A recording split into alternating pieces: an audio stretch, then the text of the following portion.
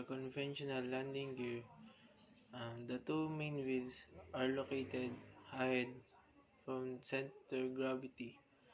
and the smaller wheel is located to the tail. The advantage of tailwheel type landing gear